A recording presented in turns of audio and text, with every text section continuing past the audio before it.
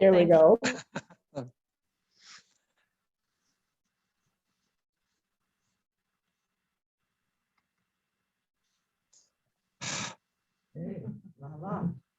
With a voice. Okay, so David, can you just say everything's dead over again? No. All right. No. So, what- It's time for the cameras. Just so go I forward. Ever forward. fortune of joining this class at this point instead of at the beginning where I forgot to hit record. I've just introduced the class and I've explained that we want to reach across the divides of our world because those divides cost us in real human terms. They hurt our families, they hurt our relationships. And having explained all of that and motivated all of that, I've opened the conversation up to the room and to those participating on Zoom. And Antoinette has a comment that she wanted or a question. So please make. When you were talking, I wondered about this. What in our time in the world, in our cultural phenomena, has caused all this polarization? Maybe we don't know, but something is underpinning this need to think that, oh, it's the other person's fault, or you know.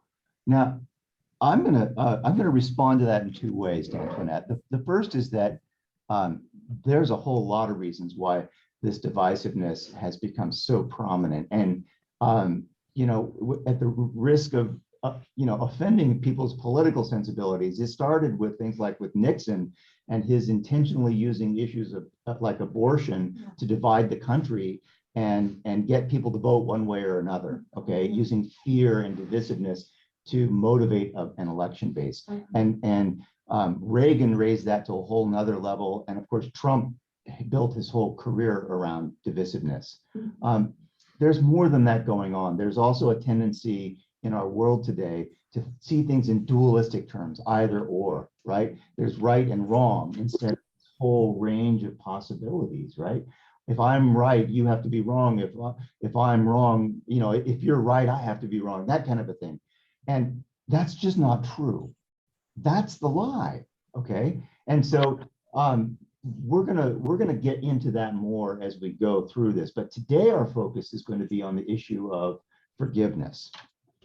Any other opening questions or comments?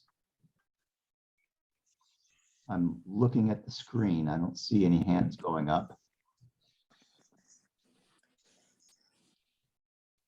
Okay, I'm going to go ahead and continue, and I apologize if the problem here is the internet connection. Doesn't look like I have a particularly good one. Okay, so the first thing I want to do is go through a list of things that forgiveness is not. Okay, I'm going to switch the camera back to me just because I love to see my own face. No, because I want you all to see me while I'm talking to you. Okay, there we go. It's so important to start with what forgiveness is not, because I think that a lot of the time when we think about forgiving someone, we are blocked right away by some idea of some injustice that will be perpetrated or perpetuated or allowed to ride along unchecked because we've forgiven someone. And so I want to start by just saying really clearly what forgiveness is not. And the first thing is that forgiveness is not condoning. You can forgive someone without approving of or condoning what they have done at all. All right? Forgiveness is not condoning. The second thing, was there a comment? No. All right. The second thing, and this one's harder because we've been told the opposite of this so many times. Forgiveness is not the same thing as forgetting. Just because you've forgiven someone doesn't mean that you forget what they have done.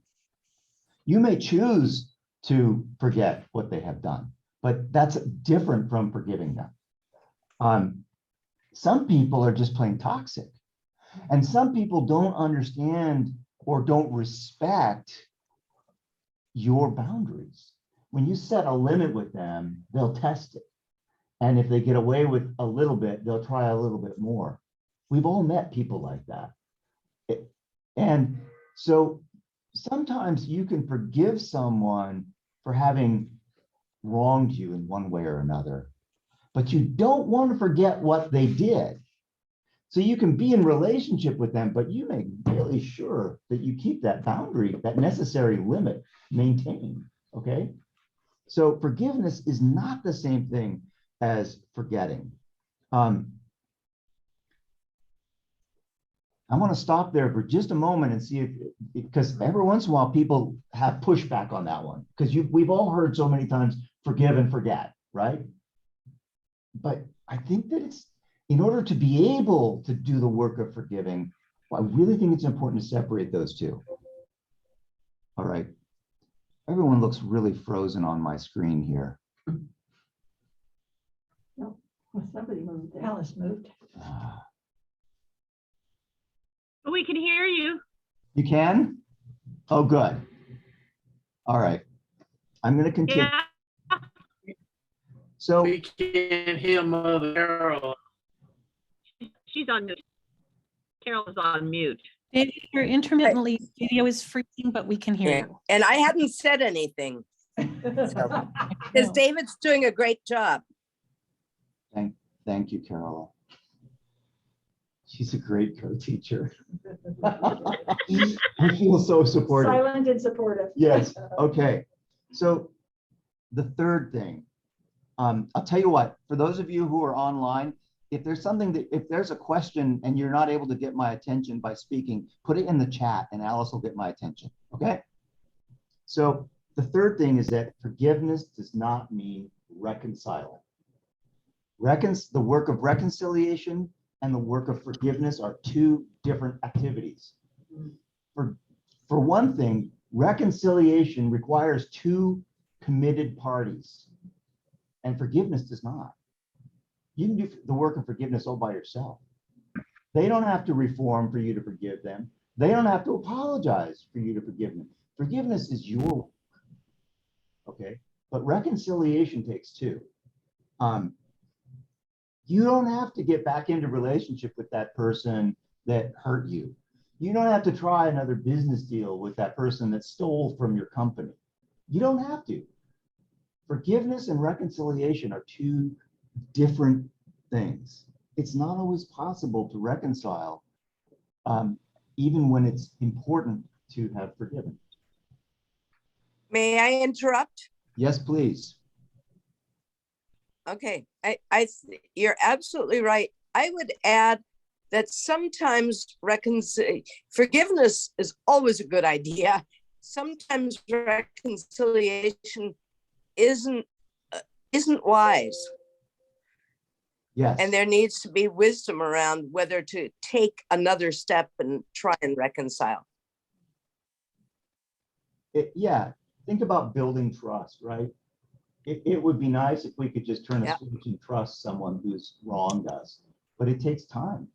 It takes experiencing them not breaking our trust to begin to learn to trust them. And so we do it a little bit at a time.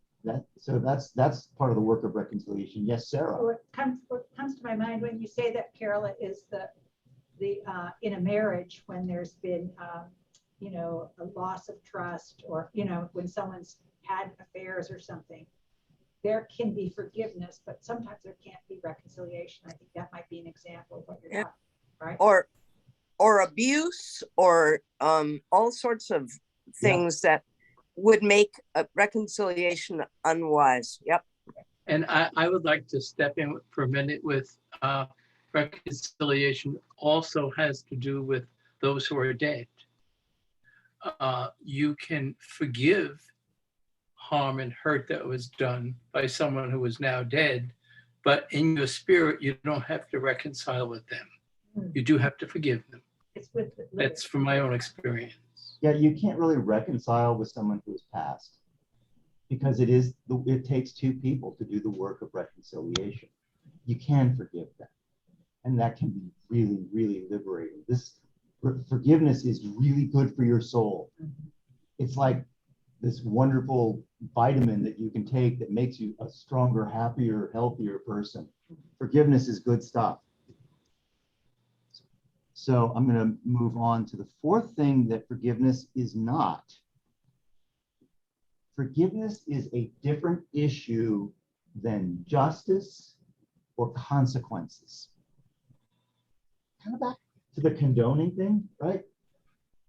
If someone has broken the law, that's a matter for the courts to deal with. That's not a matter of forgiveness, right? There have been some amazing examples of forgiveness in our world in the last couple of decades. Do you remember that horrible story of the Amish schoolhouse that got shot up, and all of those children were murdered by this crazy man? And the parents of those children went to the prison where this man was being held, let him know that they had forgiven him. It's an inconceivable level of forgiveness. That's like it blows your mind to even think about that. But they sincerely did it. They sincerely forgave him, because to hold on to their anger and resentment would be to let his darkness continue in their lives. And so they forgave him, but he didn't get out of prison because they forgave him. He still went through trial. He still spent the rest of his life in prison for what he had done. Forgiveness, justice, consequences, they're not the same thing, okay? And this is important, just like forgiveness is not condoning and forgiveness is not forgetting, because if you think that you're letting someone off the hook by forgiving them, you might not do the work of forgiving. And then you carry that burden. So the last thing I want to say about forgiveness in the negative, that it's not, is that forgiveness, and this one's so important and so hard. Forgiveness is not a feeling. You may not be able to bring yourself to have any good feelings towards someone that you need to forgive. You may be so angry with them as you begin the work of forgiving. And if you think that you have to feel that they are forgiven in order to forgive them, you might not get there, because it's too darn hard. It's just too hard. If you have to start with the feeling, it's too hard. My feelings will tell me that that person doesn't deserve to be forgiven. I know what they did. Why would I forgive that, right? Imagine the feelings of those parents. David, there's a flip side to that as well, which is how many people have said to me, I have not been able to forgive because I don't feel like I forgave. I don't feel warm and gushy towards the person. And there's nothing warm and gushy about forgiveness necessarily. It might happen, but it might never happen. Forgiveness is, it's not a feeling, as you say, but it goes both ways, kind of. Excellent. Thank you, Carola. Any other thoughts about forgiveness and what it's not? David, are you saying that you don't necessarily have to go to the person and ask for forgiveness, or in your own heart? So I'm talking about forgiving other people, and asking for forgiveness is a different issue. Forgiveness. Ask someone. Okay, go ahead, say that again, Carola. It's not dependent on the person asking forgiveness. So if you might need to repent of what you've done and ask. Forgiveness is not dependent upon someone of things that forgiveness forgiveness is not is one, which is technically it's not optional. We are to forgive. Mhm. That's a tough one. So there's there's a two-way street here, right? And if I've done something to harm you and I know it, I might come to you and say, Antoinette, I'm so sorry I said that thing that hurt your feelings. That wasn't what I intended. Will you forgive me for having said that, right? That's not what I'm talking about. What I'm talking about is how you feel that I've said something that just was like, hurtful to you. And now you're walking around, why would he say that about me? And all of those feelings that you have when someone has sinned against you in some way, has harmed the relationship in some way. That's the part of forgiveness that I'm talking about tonight. Okay. All right.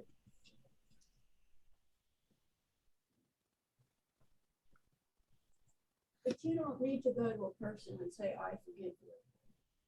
No, I don't think you do. Well, yeah, I wouldn't. I mean, it might help with the work of reconciliation. But again, those are two different things. You may choose to do that as you begin the work of reconciliation. It may be Could necessary. you repeat? So the question David, was, do you have to go to someone and tell them that you've forgiven them? And I don't think that's necessary. I think forgiveness is your work, okay? And when you start talking to the other person, you're beginning to engage in repairing of relationships. And that's where reconciliation comes in, okay? Yeah. So I'm ready to start talking about some of the things that forgiveness is, okay? And the first thing, and this is the most controversial one, all right? This is the one where you're most likely to disagree with me in really important and creative ways. So I'm not against being disagreed with here, okay? But I'm gonna say it anyway. Forgiveness is personal. You forgive people, not institutions, organizations, or faceless groups. The place where this becomes difficult is with issues like institutional racism and sort of built-in injustices, the injustices of sexism, the injustices of ableism, the injustices of racism in the world, right? Those are clearly institutional issues, and we personally participate in institutions that perpetuate injustice. I am the man, I am the priest in the church that has been this patriarchal, hierarchical institution. And it was only back in my, early teenage years when women were ordained for the first time in our denomination. I'm a part of that. And just by being a well-educated white guy, I'm reasonably well-educated. Okay, I went to state college. All right. You got some papers. I got some papers. Yeah. Just because I'm a reasonably well-educated white guy with a collar, I get a whole bunch of privilege. But that's a different issue than the work of forgiveness. And so the point I want to make is that the work of forgiveness is something you do with a person. And so I had someone push back really strong on this the last time I taught this. And I'm going to give you we wrestled with it for several weeks, and it was really good pushback. And what she was saying was that you have to be able to confront the sins of the institution. And she was absolutely right. But I don't think you should forgive an institution. I think you should challenge it and reform it. You should speak truth to power. You should say, that's not all right. It's not all right that our banking system perpetuates racism by only giving loans to people they think are worthy on racial or class or ethnic, whatever basis, right? That's not okay. That's just not okay. I don't think we should forgive the banks for that. I think we should call them to account for it. That's different. Now, there are people in institutions that have hurt you. Like, I know there are churches where I felt deeply wounded by my interaction with that church, both as a young man before I was ordained and as an ordained person. But it was people in those institutions that did the things that hurt me. And it's only the people that I can forgive. All right. I need to recognize that the institution is capable of repeating that same injury. So it's only people that we can do forgiveness with.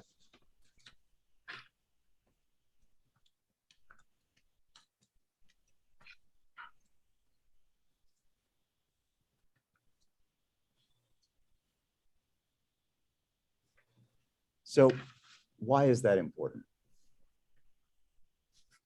Because the point of forgiveness isn't even about the other people. It's not about the institution or even the people in the institution. It's about you. I've said this in several different ways already. Forgiveness is work that we do in our own spirit. It is the spiritual work that we do ourselves that makes relationship with others and with God more possible. If you're carrying around a burden of resentment, or remembering a debt that someone else owes you, or rehearsing, have you ever done that, rehearsing a wrong that someone has done to you? I can remember long nights of rehearsing what I'd like to do to that person, right? I can remember having some pretty creative ideas about things like that when I was a kid. If we live that narrative of resentment and retribution and imagining getting even, it robs us of life. It robs me when I'm doing that of the possibility of peace. It diminishes my capacity for relationship with others, not just the person I'm angry at, but with anyone, because I am diminished by having that anger, that frustration, that bitterness, that bile inside of me. It diminishes me as a person. And so I want to let as much of that go so that I can be as fully an expression of who God wants me to be as I can. That's the beauty of this work, is that it frees us. It brings freedom. It frees us to be the beautiful, beloved children of God that God really wants us to be. It frees us to recognize that we are loved and forgiven by God, that we are capable of loving and forgiving.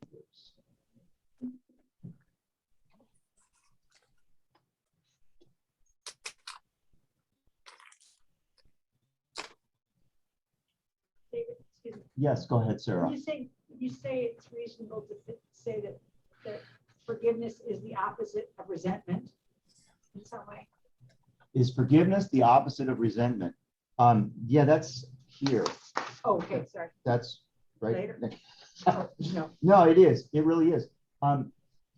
Forgiveness is, I would go further. Okay, forgiveness is really different than, it's like opposite of or opposed to resentment, and it's completely dead set against revenge. Revenge is the opposite of forgiveness, right? Revenge is the ultimate of acting out your resentment, right? And so I'm holding those two. If you put those two things together, then absolutely, forgiveness is the opposite of resentment, because as long as you continue to hold on to that resentment, you haven't forgiven. But I love the question at this point, because the resentment, you've probably all heard this. It's just so great. It's worth repeating. Holding on to a grudge or a resentment against someone else is like drinking poison and hoping the other person gets sick. Mm-hmm. It's just bile that you're holding inside of yourself. You're holding on to all that negativity, and the energy of it for it is coming from you. Mm-hmm. It's not coming from them. And I'm not saying they're not wrong. I'm not even saying they didn't do something to harm you. They probably did. But it harms you to hold on to it, okay? And that's why forgiveness can be so powerful. It frees you to fully be who you are, to be fully present. And if you're holding on to resentments, then part of who you are is busy holding a resentment. It's like, imagine yourself as being this vessel with room for love in it, right? Well, you're using up some of that space that is you with resentment. And if you get rid of that, there's more space for you to be the loving person that God wants us to be.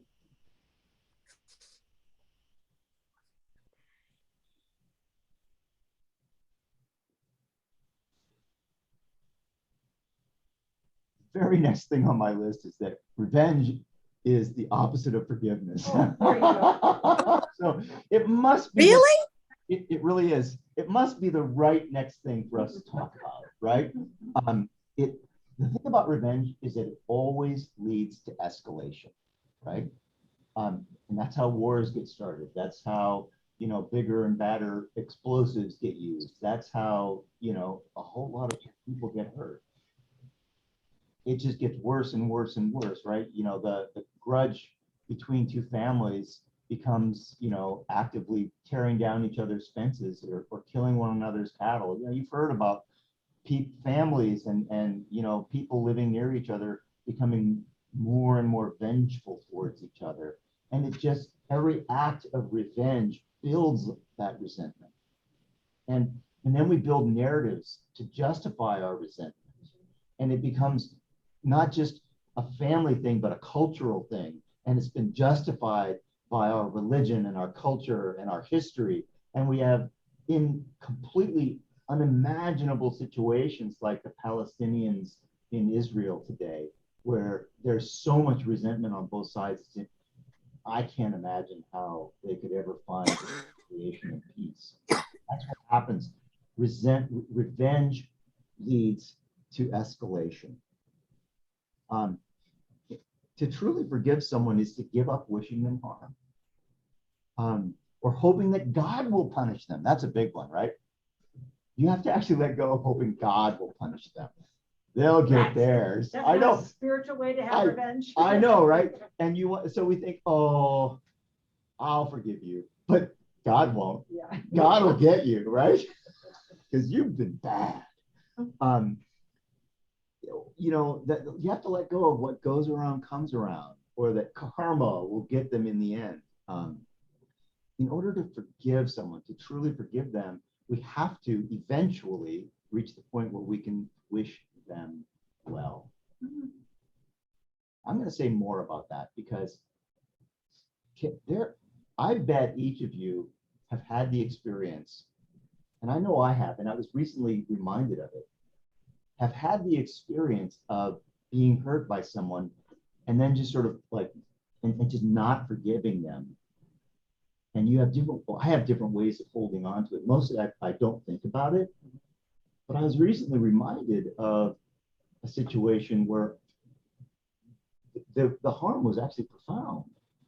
And I hadn't done the work of forgiving. And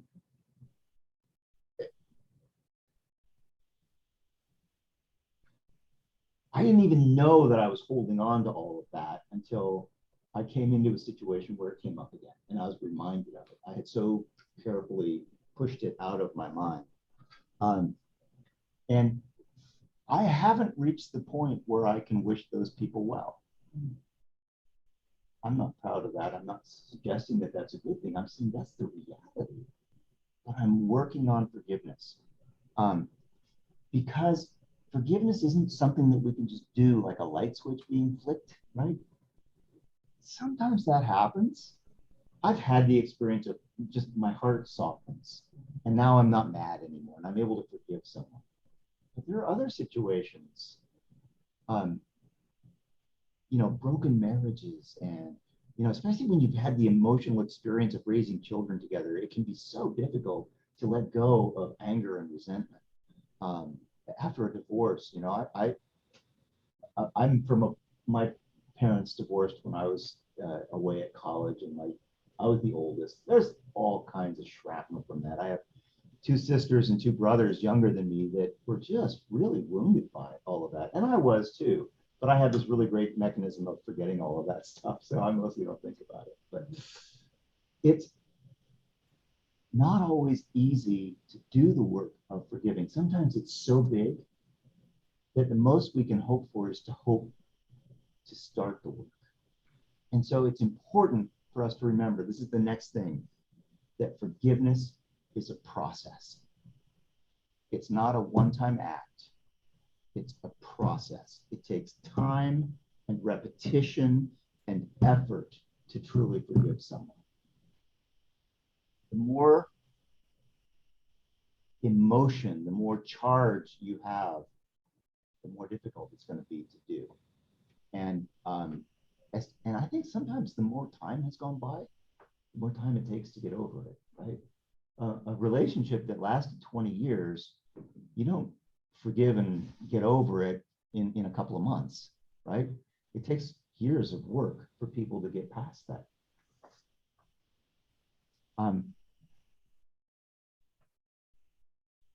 There are going to be times when you are so resentful or so bitter or so angry, or whatever your style is, that the most you're going to be able to do is pray to God to give you the desire to forgive. That's so far from actually forgiving, right? Like putting your toe in the water. Yeah, that's acknowledging that there's forgiveness water over there. Yeah, I see. And God, Yeah. I pray that someday you'll make me want to go over there and try that. Right. I know I need to. I'm not there yet. But just praying that you will do the work, even before you've started the work, might be the most that you can accomplish. Because sometimes there's just too much going on, right? And so you pray to God, help me to want to forgive. And over time, as you continue that prayer, your heart will be softened, and maybe you'll be able to begin a little bit of the work of forgiveness. It's a process. And when you look at the way that Jesus was in the world, when you look at the way he moved through the world, and all of the confrontations, all those amazing confrontations that he found himself in, confrontations over healing on the Sabbath, and confrontations over authority and where does his power come from, and confrontations over whether he was, whether he was the Messiah or not, whether he could save himself or not, all of those confrontations that he had with people. And he just didn't seem to get hooked by them, right? Even on the cross, that one of the condemned men next to him is deriding him. If you're the Messiah, why don't you save all of us, right? And Jesus is forgiving them, right? He says, forgive them, for they know not what they do, to the people who are killing him, right? This is like forgiveness at a level that most of us can only read about. But it's more than that. It's a way of being. It's a stance in life, right? Like a stance that you take, an attitude that you have, an attitude of forgiveness, that I start from a desire to be in relationship. And when someone else wrongs me, my first attempt will be to forgive them for that wrong, so that there's a possibility of future relationship. I haven't forgotten all of those things that I said at the beginning that forgiveness is not. Okay? That's why I started with those. So forgiveness becomes a spiritual discipline. There's a reason why at the heart of the Lord's Prayer, that one prayer that Jesus actually gave us, is forgiveness. Forgive us our sins as we forgive those who sin against us.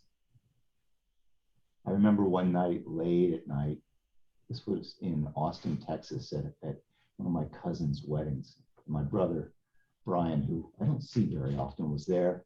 And Brian, he says to me, David, I had this insight. I think it might be true. He said, I think that in the Lord's Prayer, when it says, forgive us our sins as we forgive those who sin against us, it's actually an instruction that we're supposed to forgive others. And I won't bore you with the history. Every family has history. For me to hear that from my brother was just so beautiful. It was such an amazing moment. And it opened up a whole possibility of a better relationship. Forgiveness does that. Forgiveness is good. It opens our hearts, and it opens the possibility of relationship. Forgiveness also leads to new life. Some of the most famous examples of that are, only one of them is alive today, and that's the Dalai Lama. There was this wonderful series of events where the Dalai Lama and Desmond Tutu came together. And Desmond Tutu was the Archbishop of South Africa, and he led the Truth and Reconciliation Commission after the fall of the apartheid regime to tell the truth and bring the people of South Africa into reconciliation. And that process was so spiritually powerful. It actually made it possible for a country to make it past that horror that was apartheid. And when you see Desmond, David, yes, Carola has a contribution she'd like to make. okay, please speak, Carola. Yes, finish Desmond Tutu. Okay, the point of Desmond, of bringing him up, is that I think this is a man who has been transformed by the love of Christ and lives that. He is an icon of forgiveness and of the life that comes from being able to forgive. He just glowed with life. Go ahead, Carola. And he called it, he and the Dalai Lama called it joy, mission joy, this work of reconciliation, forgiveness, and all of that. What I wanted to add is one of the things that forgiveness is forgiveness is hard. It's difficult.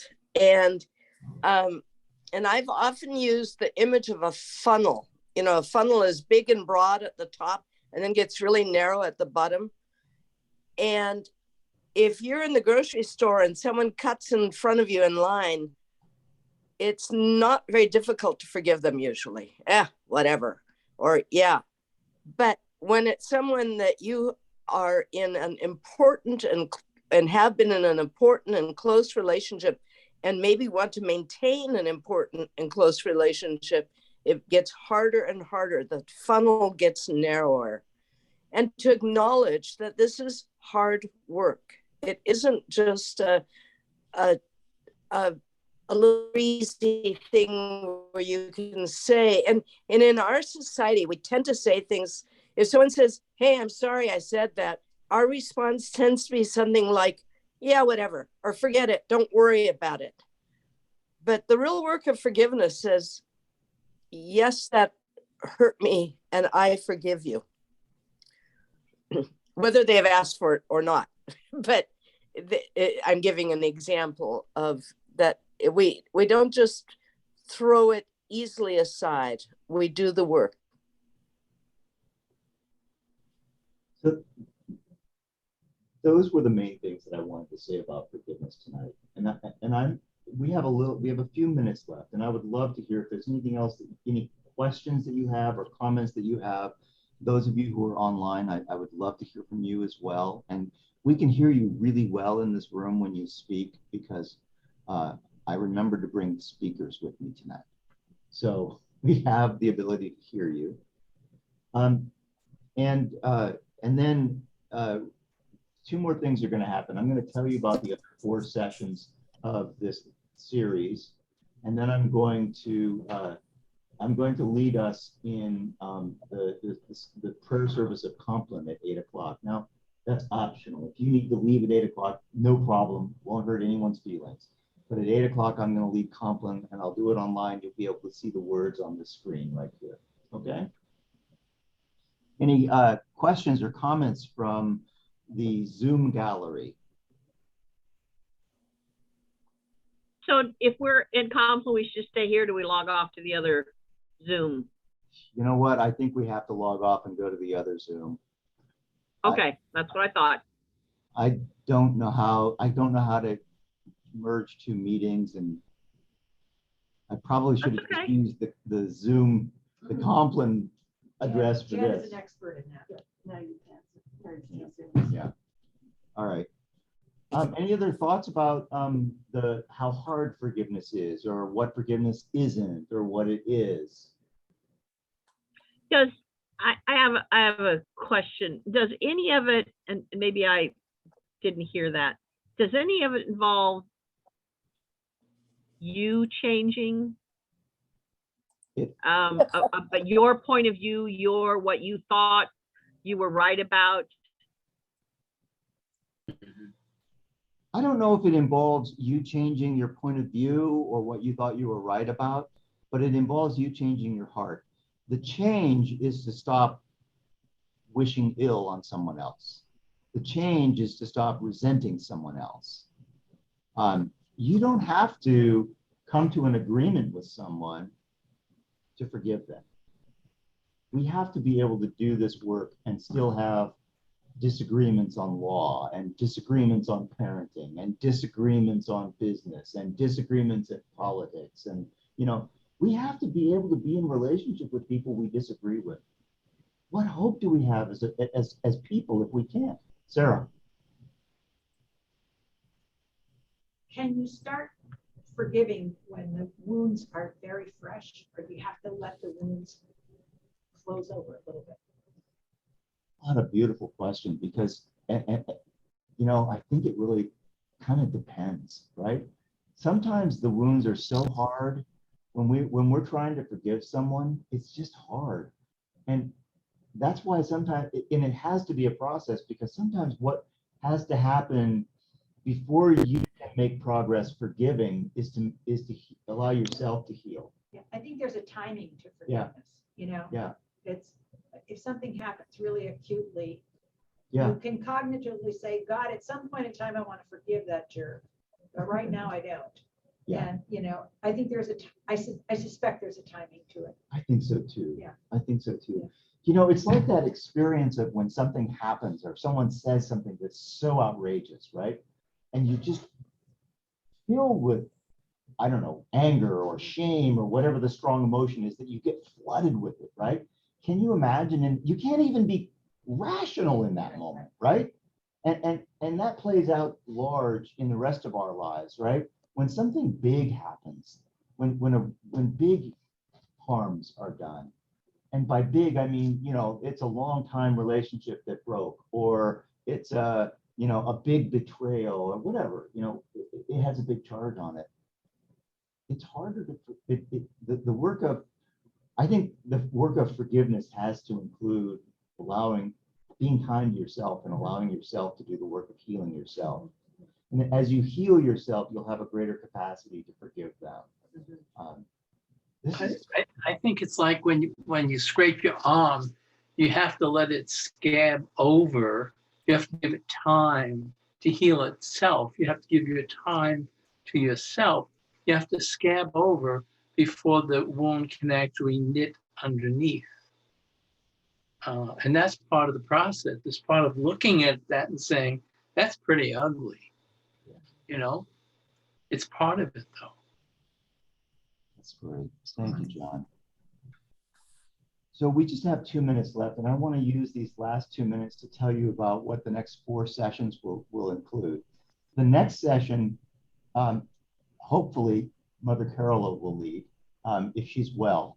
And that session is going to look at the healing that is possible through forgiveness. So we're gonna lean into forgiveness some more and look at how healing and forgiveness go together. So we'll probably have some good opportunities to continue this conversation we just had. Okay. Do you want to say anything about that, Carola? No, it sounds like a great class. I think I'll show up. I hope you're going to teach it, because otherwise I have to write a curriculum. And then on session 3 and 4, we're gonna look at reconciliation. Because how are you going to reach across that divide if the only work you're doing is in your own heart, right? You have to do your own spiritual work to be even capable of reaching. But at some point, we have to reach out to the other. And that's hard work. And so we're going to spend a couple of sessions looking at strategies for safe reconciliation, right? Let's not dive into reconciliation as if it's some kind of virtue that we have to do even if it hurts us. That's not what we're talking about. Okay, none of that. And then the last session, I'm really excited about this one. The last session, we're going to look at the issue of listening. And I called it holy listening because I want to give you an example of, or the experience of, or the concept of listening in such a way that your own heart might be transformed. That's risky. That's risky. And it requires trust. It requires courage. But if we can have trust and courage and we can listen in such a way that we can actually build relationship, that our capacity for relationship is increased. So that's what we have to look forward to. And I'm so happy that you're here this evening. It is now 8 o'clock. And I would like to invite everyone who's with us online to reconnect. Alice, would you please share, if you're able, share in the chat the link to the Compline.